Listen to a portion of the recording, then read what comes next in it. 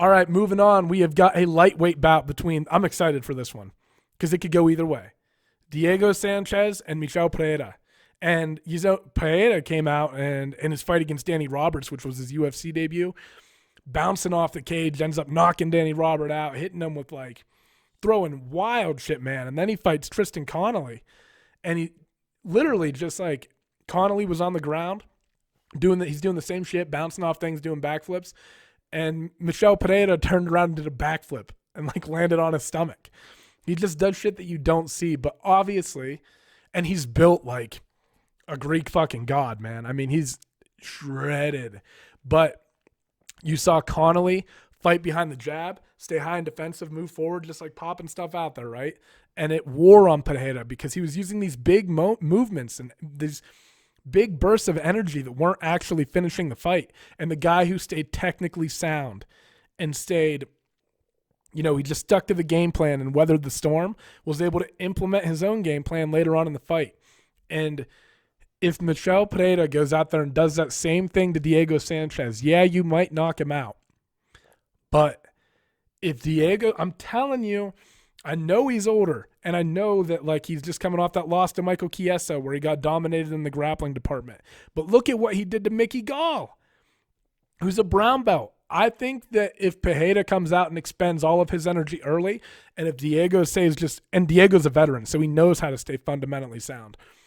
If Diego Sanchez stays fundamentally sound in this fight and just boxes this guy, stays out of range of all of his big power shots, which can be somewhat telegraphed. Some of it's very explosive, doesn't see it coming, but when he does big movements, you can be like, okay, the movement's coming. It might be explosive, it might be fast, but it's coming. Diego Sanchez will start to take this fight over and put Pereira on the ground and give him more trouble than Connolly did. Diego Sanchez knows how to fucking grapple, and he'll pour it on you, man.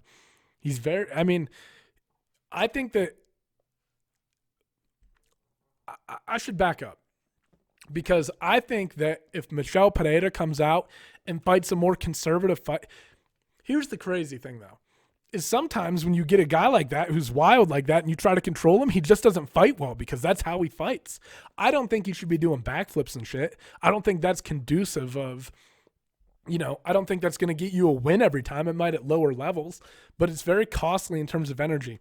If Pereira can just go out and fight like more technically sound Muay Thai styles, like strikes, and put things together and like still explode into things, that explosiveness and that creativeness is what makes him a good fighter. It's what makes him dangerous. But so you can't take it away from him completely, but he has to manage it a little bit or he's going to fade like he did in the Connolly fight, and you don't want to fade against a guy like Diego Sanchez. I'm actually taking Pereira in this fight. I think that you're going to see him calm down. This is a guy in Diego who you should know, or your camp should know, that you have to respect. I'm not saying we won't see flashes of exciting things from him, but I think it'll be a little bit more watered down. And if he conserves that energy and can carry some of his power into the second and third round, he's a way more dangerous fighter. It's kind of like with Lando Venata we were talking about earlier. It's about finding that balance. Where's the balance? If you can't find it, you're going to be fucked. It might work for a little bit, but eventually you're going to get fucked over. If Pereira can find that balance, I think he's going to knock Diego Sanchez out. If he comes out crazy and pours all...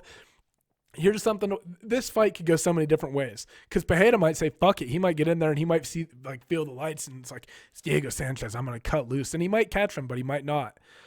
But he also might go out and fight in like a conservative shell because he's thinking too much and he's not just throwing. So it's weird always watching these fighters. It's more of like a mental case study about how they're going to decide to let things loose and let things fly. This fight could go so many different ways. If Michel Pereira is intelligent with his energy output, I think he wins, and I think he picks up a knockout at some point in the fight because I think the openings will be there for him against Diego. I think he'll be faster, bigger, more overwhelming in terms of power. But if he exerts himself, Diego will take over and win later. I'm going to bank on Pereira making adjustments now that he's in the UFC and has suffered his first loss, maybe a wake-up call. I'm going to bank on him making adjustments and winning this fight. But if he doesn't, Diego Sanchez is not the fucking guy that you want to be tired against in rounds 2 and 3. I'm going Pereira, second round knockout, maybe first. thank you so much for tuning into the video. And if you guys like what you heard, be sure to drop some comments below. I'll try my best to respond to those. And if I don't get back to them, I'll try to address them in a future video. Like if you guys had a really good point about something that I want to elaborate on. And yeah, if you like what you heard and would like to stay updated with the content that I release, then hit the subscribe button. Thank you guys so much for tuning in, and I appreciate you all. Bye-bye.